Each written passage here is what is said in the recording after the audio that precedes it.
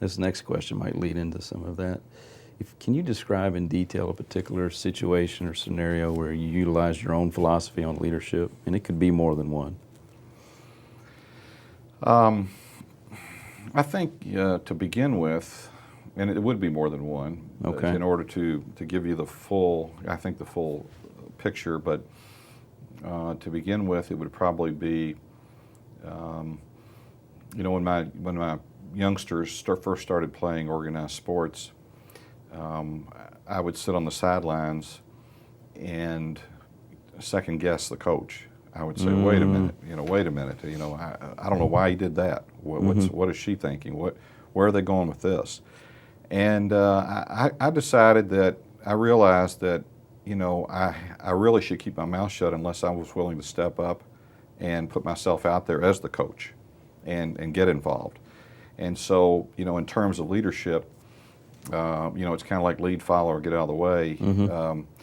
I needed to stay out of that coach's way and let him finish the season, but I also needed, for my own sanity, and it's just, I guess, genetically in me, but for my own sanity, I needed to get involved. I needed to step forward and to put myself out there and to be involved on that level in terms of coaching, so that I could get my opinion heard, and at the same time, I had to also be willing to take the criticism, from people that didn't like my coaching style and that type of thing.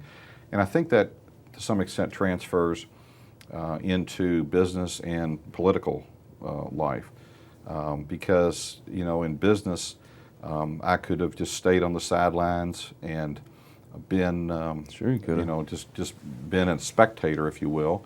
Or I could actually get out there and get in the mix, and that's what I decided to do. And I think politically, there's a transfer of that same concept, and that is that, do I want to get involved in my neighborhood? Do I want to be an activist? Do I want to make a difference in the city?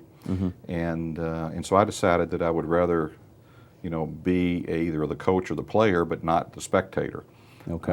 And then with respect to how that transfers to politics, then once I joined the Metro Council, again, I think I had to make that decision. Am I a spectator or am I a member of the team?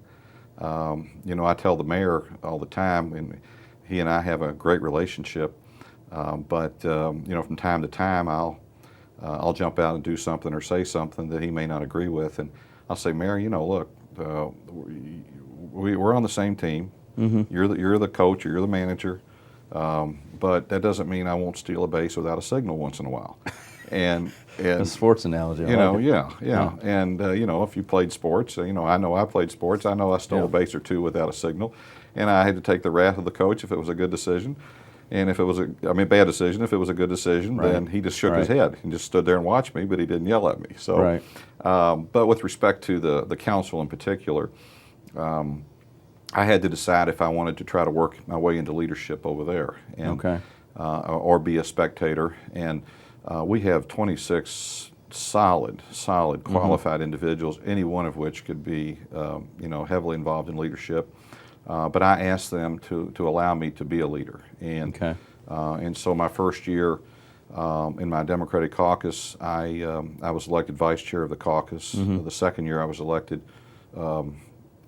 chair of the caucus and majority leader. In the third year, I was reelected chair and majority leader, and then this year I was elected president of the council, and so I asked for those roles. And I'm doing all I can to respect the votes that I got to be elected.